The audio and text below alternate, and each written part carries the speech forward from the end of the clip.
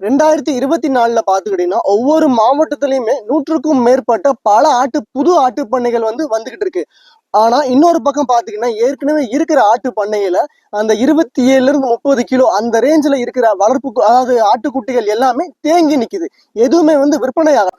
Supply ரொம்பவே ஜாஸ்தி ஆகுது. அதாவதுங்க, சப்ளை ஜாஸ்தி ஆகும்போது டிமாண்ட் கம்மியாகும். டிமாண்ட் கம்மியாகும் போது உங்களுக்கு என்ன ஆகும்னா விளைச்சரிவு ரொம்பவே ஏற்படும். இந்த காரணங்களாலதான் ஆடை விற்கும் போது இன்னைக்கு 350க்கும் கீழே கேட்குறாங்க. விலை கம்மியா இருந்தாலும் பரவாயில்ல, குட்டிகளை நம்ம தேங்கி வைக்க வேணாம்னு வித்துடுறாங்க. ஆனா ஒரு சில மாவட்டங்கள்ல இந்த விலைக்கு கூட கேட்க மாட்டாங்க.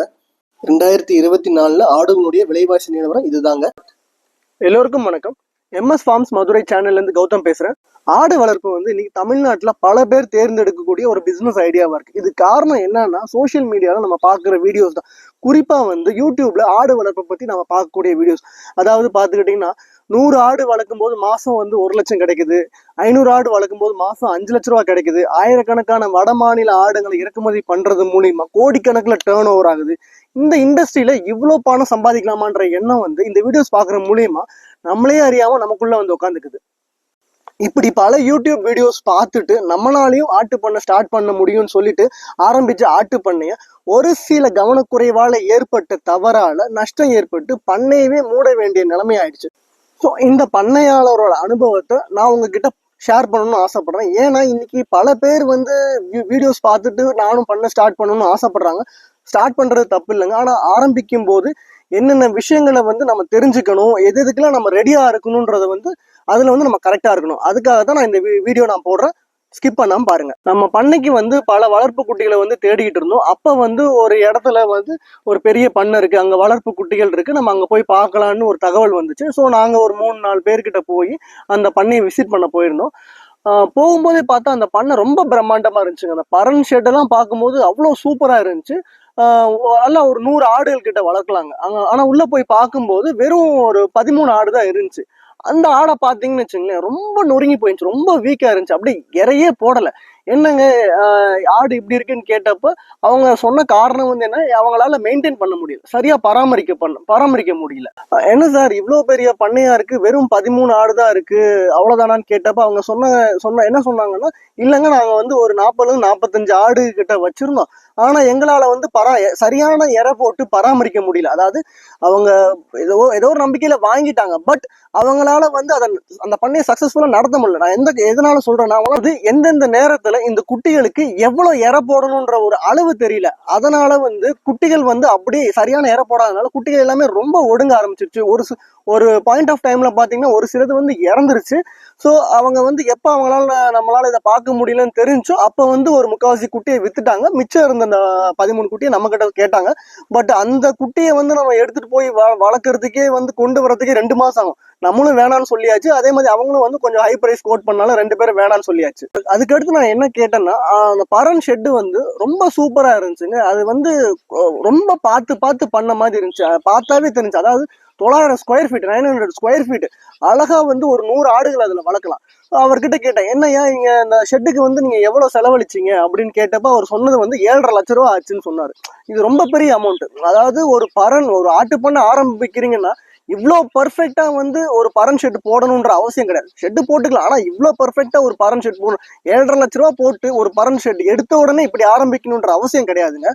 சரி, இந்த பரனுக்கு 7.5 லட்ச ரூபாய் செலவாயிடுச்சு. குட்டிக்கு எவ்வளவு செலவழிச்சாங்கன்னு பாத்தீங்கன்னா ஒரு 40-45 குட்டி ஒரு 2.5 லட்சத்துக்கு குட்டி எடுத்திருக்காங்க. இப்ப பாத்துக்கிட்டீங்கன்னா மொத்த இன்வெஸ்ட்மெண்ட் அமௌண்ட் 10 லட்ச ரூபா. அதுல அதாவது இப்ப பெர்சன்டேஜ் சதவீதத்துல பாத்துக்கிட்டீங்கன்னா 100%த்துல 75% இன்ஃப்ராஸ்ட்ரக்சர், அதாவது இந்த பரனுக்கே முடிஞ்சு. வெறும் 25% ஆடு வாங்கியிருக்காங்க. இப்ப நீங்க ஒரு லாபம் பார்க்கணும்னா ஒரு வருமானம் எதுல இருந்து வரும்னா இந்த 25 ஆடுல இருந்து தான் வரும். இப்ப இந்த பரனுக்கு போட்ட 7.5 லட்சம் எங்க இருந்துங்க வரும்? இது இன்வெஸ்ட்மெண்ட் கிடையாது. அதாவது இது யாருக்கு கரெக்டா இருக்கும்னா, காசு கொஞ்சம் எக்ஸஸா வச்சிருக்கிறவங்க வேணா இப்படி நல்லா பிரம்மாண்டமா பரன் போடலாம், இல்ல சாதாரணமா ஒரு சின்ன பரன் கூட போட்டுக்கலாம், தப்பு இல்லை. ஆனா ஒரு புதுசா நம்ம ஒரு பிசினஸ் ஸ்டார்ட் பண்ணணும், இவ்வளோ அமௌண்ட் இன்வெஸ்ட் பண்ணும்போது அதுல முக்கால்வாசி அமௌண்ட் பரனுக்கே நம்ம போட்டுட்டோம்னா அது ரொம்ப கஷ்டங்க. சரி, இப்போ இங்க என்ன தவறுகள் நடந்திருக்குன்னு நம்ம பார்க்கலாம். எதனால இந்த பண்ணை தோல்வி அடைஞ்சதுன்றத பார்க்கலாம். அப்புறம் நான் கேட்டேன் அவங்க கிட்ட, ஐயா இந்த பரனோட ஓனர் யார் போட்டாரோ, அவர் எங்க இருக்காருன்னு நான் கேட்டேன். அதாவது அவர் வந்து ஒரு சாஃப்ட்வேர் இன்ஜினியர் ஆக்சுவலா. ஸோ சென்னையில ஒர்க் பண்ணிட்டு இருக்காரு. அவர் வந்து ஒரு 10 லட்ச ரூபாய் எடுத்து இந்த அவருடைய சொந்த ஊர் இந்த கிராமத்துல வந்து ஒரு பரன் போட்டிருக்காரு. ஸோ பட் ஆனா வந்து இது வந்து அவர் பார்க்கல, அவர் ஊர்ல இருக்கிற அவங்க அவங்க வீட்டுக்காரங்க ஆளுங்கக்கிட்ட சொல்லி தான் இதை பார்க்க சொல்லியிருக்காரு. பட் அவங்களால வந்து ஒரு ஃபுல் கமிட்மெண்ட்டோட இந்த பண்ணையை வந்து வளர்க்க முடியல. அதனாலதான் வந்து இந்த ஃபெயிலியர் ஆயிருக்கு.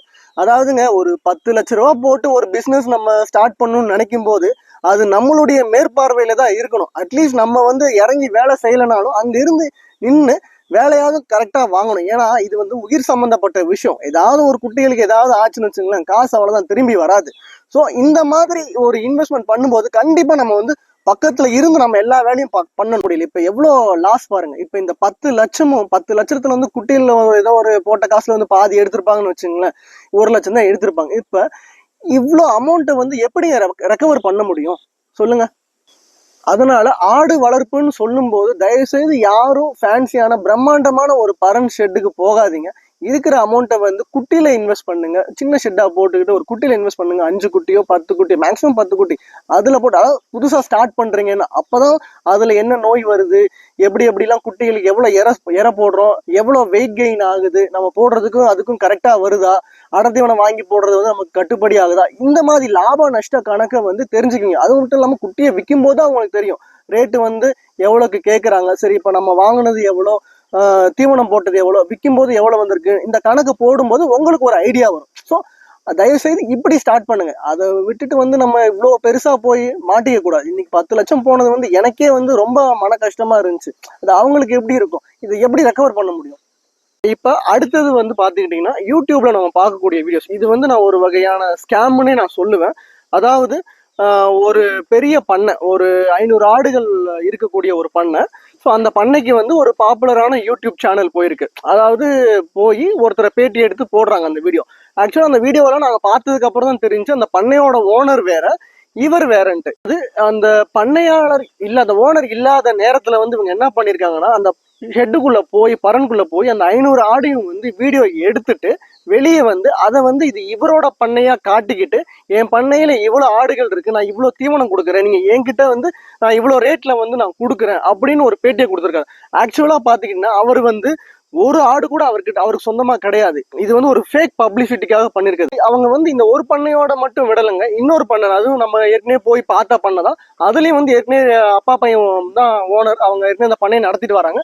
அவங்க இல்லாம மூன்றாவது ஒருத்தர் வந்து அது அவங்களுடைய பண்ண மாதிரி காட்டிட்டு அவங்களும் ஒரு 500 ஆடு கிட்ட நான் வளர்க்குறேன் அப்படின்னு சொல்லும் போது எல்லாமே என்ன நினைப்பாங்க, இத்தனை பேர் 4-5 பேர் வந்து 500 ஆடுகள் வந்து வளர்த்துக்கிட்டு இருக்காங்க, இதுல எவ்வளவு லாபம் இருக்குன்னு தான் நம்புவாங்க. இது எவ்வளவு பெரிய மிஸ்கைடு சொல்லுங்க? இப்போ இந்த ஃபேக் வீடியோஸுக்கெல்லாம் வியூஸ் பார்த்துக்கிட்டீங்கன்னா ஒரு 10,000 20,000 போயிருக்கு. ஸோ அதுக்கு என்ன அர்த்தம்னா, அந்த 20,000 பேர் அதை பார்த்துருக்காங்க. நான் வந்து கமெண்ட் செக்ஷன் போய் பார்த்தேன்.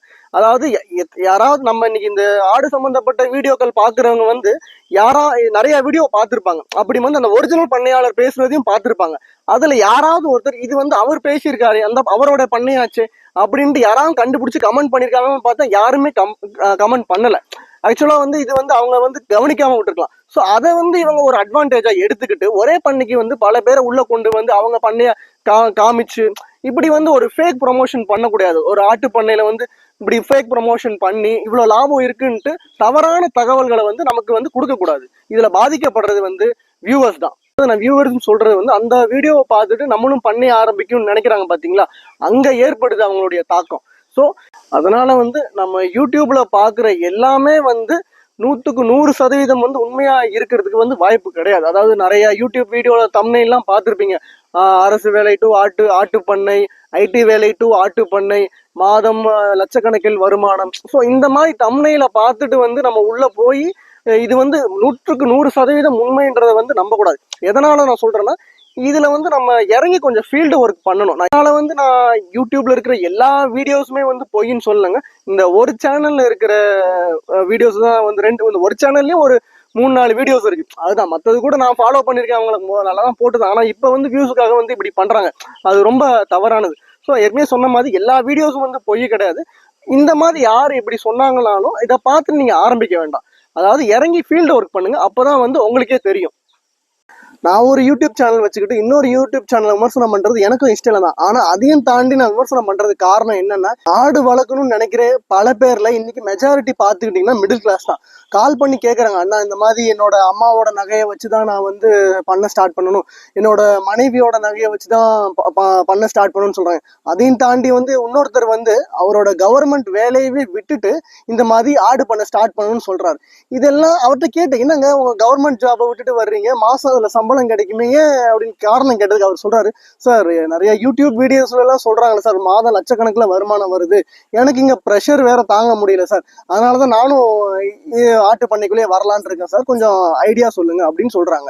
இதுக்கு காரணம் வந்து இந்த யூடியூப் வீடியோஸ்ல ஆடு வளர்ப்பை பத்தி காட்டும் போது, அதாவது மாதத்துக்கு லட்சக்கணக்கில் வருமானம்னு சொல்றாங்க பாத்தீங்களா, அதுதான் உண்மையை பார்த்துக்கிட்டீங்கன்னா ஆடு வளர்ப்புல வந்து மாத வருமானமே கிடையாது. இப்போ ஒரு பேட்ச் எடுத்துக்கிட்டீங்கன்னா 3 மாசமோ 4 மாசமோ அந்த பேட்சை நீங்க விற்கும் போது வர்ற லாப பணத்தை தான் நீங்க டிவைட் பண்ணி பார்க்கும்போது அது மாதத்துக்கு எவ்வளவு இருக்குன்னு சொல்றாங்க. அதுதான் உண்மை. ஸோ இப்படி நகையை வச்சு கடன் வாங்கி வட்டிக்கு வாங்கி ஆடு வளர்க்கணும்னு நினைக்கிறவங்க எல்லாருமே வந்து எடுத்த உடனே 30 ஆடு 40 ஆடு வளர்க்கணும்னு நினைக்கிறாங்க இந்த வீடியோவை பார்த்துட்டு. ஸோ இந்த ஒரு காரணங்களால தான் யூடியூப் வீடியோஸ் வந்து நிறைய வியூவர்ஸை வந்து மிஸ்கைட் பண்ணுதுன்னு சொல்றேன். இன்னொரு விஷயம், 2024 பார்த்துக்கிட்டீங்கன்னா ஒவ்வொரு மாவட்டத்திலையுமே 100க்கும் மேற்பட்ட பல புது ஆட்டு பண்ணைகள் வந்து வந்துகிட்டு இருக்கு. ஆனா இன்னொரு பக்கம் பாத்தீங்கன்னா ஏற்கனவே இருக்கிற ஆட்டு பண்ணையில அந்த 27 30 கிலோ அந்த ரேஞ்சில் இருக்கிற வளர்ப்பு, அதாவது ஆட்டுக்குட்டிகள் எல்லாமே தேங்கி நிக்குது. எதுவுமே வந்து விற்பனை ஆகல. அவங்க வந்து கால் பண்ணி கேட்கறாங்க, நம்ம கிட்ட இந்த மாதிரி நம்ம கிட்ட குட்டி இருக்கு எடுத்துப்பீங்களா, எல்லாம் வந்து ஒரு 30 கிலோ ரேஞ்சில் இருக்கு. அது நம்மளால வந்து அது அவ்வளோ குட்டியெல்லாம் எடுக்க முடியல. அவங்க கிட்ட கேட்ட, ஏங்க அங்க விற்பனை பண்ண முடியலன்னு கேட்கும்போது என்ன சொல்றாங்க, எங்க வந்து இழுவையே இல்லை, இங்க 330க்கும் கீழேயே எடுக்கிறாங்க, இது ரொம்ப நமக்கு வந்து கட்டுப்படி ஆக மாட்டேங்குன்னு சொல்றாங்க. இதுக்கு காரணம் என்னன்னா, வட மாநிலத்து ஆடுகளோட இறக்குமதி வந்து தமிழ்நாட்டுல ரொம்ப ஜாஸ்தியா இருக்கு. பாத்துக்கிட்டீங்கன்னா சென்னையில மட்டும்தான் வந்து அவங்க டெலிவரி பண்ணிட்டு இருந்தாங்க. இப்போ இன்னைக்கு வந்து தமிழ்நாட்டுல இருக்கிற எல்லா மாவட்டத்துக்குமே வந்து வட மாநில ஆடுகள் போய்கிட்டு இருக்கு. அதாவது திருச்சி, மதுரை, கோயம்புத்தூர், சேலம்ல இருந்து தூத்துக்குடி வரைக்குமே வந்து இன்னைக்கு சப்ளை பண்ணிட்டு இருக்கான். அவன் வந்து ஆடை வந்து உயிரட 250 ரேஞ்சுக்கு இறக்கி விட்டுட்டு இருக்கான். நம்ம வந்து 350க்கு இங்க கொடுக்க ரெடியா இல்லை. ஏன்னா நம்ம வந்து அடர் தீவனம் போடுறோம், அவளை எல்லாம் போட்டு 350 நமக்கு கட்டுப்படி ஆகல. அவன் 300 கொடுக்கும் போது எல்லாருமே வந்து அந்த ஆடுகளை தான் இன்னைக்கு எடுக்க, அதாவது 2024 சொல்றேன். அதனாலதான் வந்து இன்னைக்கு இவ்வளவு தேக்கம் இருக்கு. ராஜஸ்தான் இந்த மாதிரி வட மாநில ஆடுகள்லாம் பார்த்தீங்கன்னா அவங்க வந்து மேய்ச்சல் முறையில தான் வளர்க்குறாங்க. அவங்க ஒன்றும் பெருசாலாம் அடர் தீவனம் போட்டுலாம் வளர்க்குறதுக்கு இல்லை. ஸோ அவங்க வந்து 250க்கு விற்கும் போதே வந்து அது அவங்களுக்கு கட்டுப்படி ஆகும். ஆனால் நம்ம வந்து இங்கே அடர் தீவனம் போட்டு உலர் தீவனம் போட்டு பல பக்குவங்கள்லாம் பண்ணி அதை வந்து 350 கூட நம்மளால வந்து விற்க முடியாது. ஏன்னா வந்து அது நம்ம கட்டுப்படி ஆகுது. 380 கேட்டால் தான் நமக்கு வந்து போடுற அடர் தீவனத்துக்கு எல்லாத்துக்குமே வந்து கட்டுப்படி ஆகும், நமக்கு ஒரு ப்ராஃபிட் இருக்கும். இந்த மாதிரி வட மாநில ஆடுகளை வந்து ரொம்ப சீப்பா கொடுக்கறதுனால நம்மளுடைய ஆடுகளுக்கு வந்து விற்பனை வந்து மிகப்பெரிய சவாலா அமைஞ்சிருக்கு. இன்னைக்கு ஒரு பக்கம் வந்து வட மாநிலத்து ஆடுகளால விளைச்சரிவு ஏற்பட்டாலும் இன்னைக்கு பல மாட்டு பண்ணைகள் வந்து லாபம் இல்லைன்ட்டு அதை ஆட்டு பண்ணையா மாத்திருக்காங்க. அதே மாதிரி எத்தனையோ கோழி பண்ணையிலையும் லாபம் சரியில்லைன்ட்டு ஆட்டு பண்ணையா மாத்திட்டு வராங்க.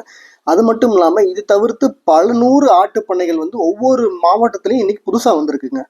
இப்போ நம்ம கவனிக்க வேண்டிய விஷயம் என்னன்னா, சப்ளை வந்து ரொம்பவே ஜாஸ்தி ஆகுது. அதாவதுங்க, சப்ளை ஜாஸ்தி ஆகும்போது டிமாண்டு கம்மியாகும். டிமாண்டு கம்மியாகும் போது உங்களுக்கு என்ன ஆகும்னா விளைச்சரிவு ரொம்பவே ஏற்படும். இந்த காரணங்களால தான் ஆடை விற்கும் போது இன்னைக்கு 350க்கும் கீழே கேட்குறாங்க. விலை கம்மியா இருந்தாலும் பரவாயில்ல, குட்டிகளை வந்து நம்ம தேங்கி வைக்க வேணாம்னு வித்துடுறாங்க. ஆனா ஒரு சில மாவட்டங்கள்ல வந்து இந்த விலைக்கு கூட கேட்க மாட்டாங்க. 2024 ஆடுகளுடைய விலைவாசி நிலவரம் இதுதாங்க.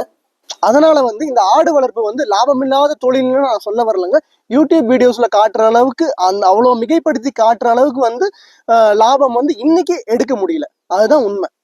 நான் சொன்ன விஷயங்கள் எல்லாமே ஆட்டுப்பண்ணையை பத்தி ஒரு பொது விழிப்புணர்வு உங்களுக்கு வரணுன்றதுக்காக தாங்க. அதாவது நம்ம வண்டியில போய்கிட்டு இருக்கும்போது முன்னாடி பள்ளம் இருக்கு பார்த்து போங்கன்னு சொல்லும் போது நீங்க கொஞ்சம் எச்சரிக்கையா போவீங்கல்ல. ஸோ அந்த ஒரு எண்ணத்தோட தான் வந்து நான் இவ்வளோ விஷயத்தையும் நான் உங்ககிட்ட பகிர்ந்துக்கிட்டேன்.